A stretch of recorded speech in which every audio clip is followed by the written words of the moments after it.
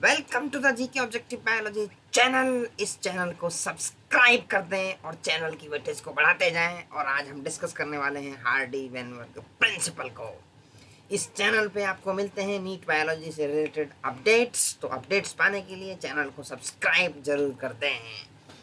तो भैया, Hardy Weinberg principal से न्यूमेरिकल टाइप का क्वेश्चन कोई भी एंट्रेंस एग्जाम हो बायोलॉजी से रिलेटेड, पूरे इंडिया के अंदर कोई सा भी एग्जाम हो, जरूर आता है। एलील फ्रीक्वेंसी वर्ड सुना जरूर होगा आप लोगों ने। तो हार्डी वेनबर्ग प्रिंसिपल की बात करने वाले हैं। इसमें डिफरेंट टाइप्स के सिलेक्शंस भी हैं, सारे हम डिस्कस करेंगे। तो तो देखो, in a given population one can find out the frequency of occurrence of allele of a gene और ए लोकस। तो एक पॉपुलेशन में हम frequency of occurrence of allele या जीन की जो फ्रीक्वेंसी उसको हम पता लगा सकते हैं। तो this frequency is suppose to remain fixed and even remain the same through generations. ये जो फ्रीक्वेंसी है एक पर्टिकुलर जीन की, वो जनरेशंस तक सेम हो सकती है। तो Hardy Weinberg principle stated it using algebraic equation. तो हार्डी और वेनबर्ग दो अलग अलग साइंटिस्ट थे, एक नहीं है भैया, ये दोनों अलग अलग थे। उन्होंने एक एल्जेब्रिक इक्वेशन बनाई इसको शो करने के लिए। तो this principle says that allele frequencies in a population are stable and is constant from generation to generation. तो इनका जो मेन जो डेफिनेशन है वो यही है कि एलील फ्रीक्वेंसी जो है वो स्टेबल रहती है और कांस्टेंट रहती है जनरेशन टू जनरेशन। तो जीन पूल, इसकी डेफिनेशन देख लेंगे। जीन पूल क्या होता है? Total genes and their alleles in a population. तो जीन पूल में टोटल जीन और उसके सारे एलील आ जाएंगे एक पॉपुलेशन में।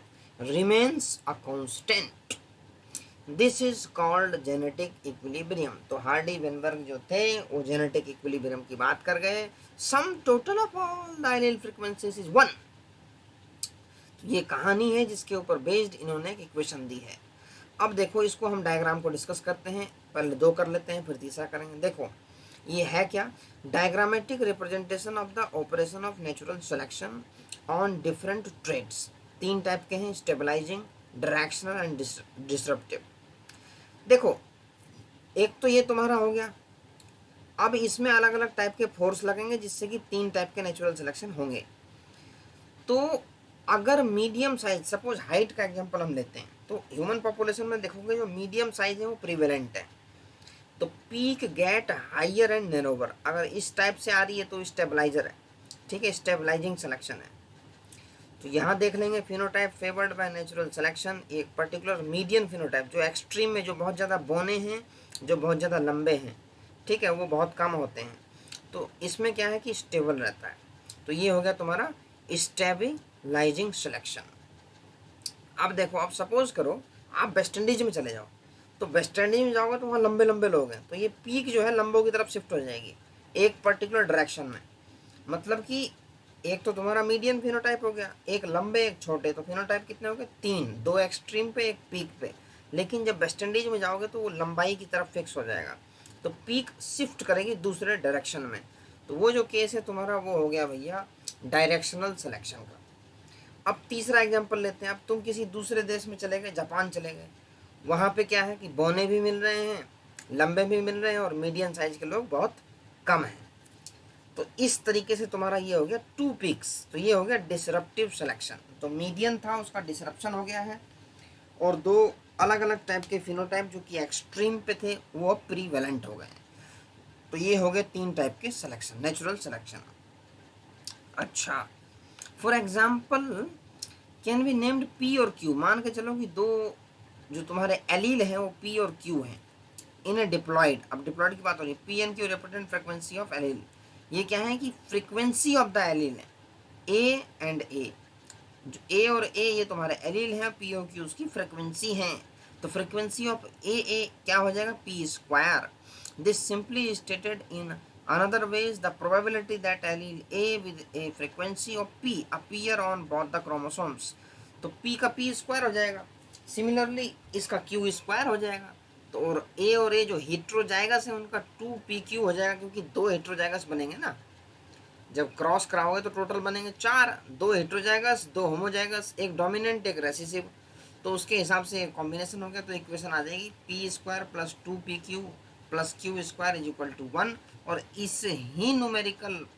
इस ही इक्वेशन पे बेस्ड न्यूमेरिकल बहुत सारे पूछे जा रहे हैं एग्जामों में।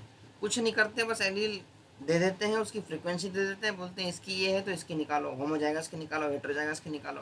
तो ये कहानी है। तो this is a binomial expansion of p plus Q square का है, सिंपल मैथमेटिकल इक्वेशन है। When frequency measured differs from expected values, the difference indicate the extent of evolutionary change. तो अगर डिस्टर्बेंस इन जेनेटिक इक्विलिब्रियम और Hardy Weinberg equilibrium, change of frequency of allele in a population would then be interrupted as a resulting in evolution।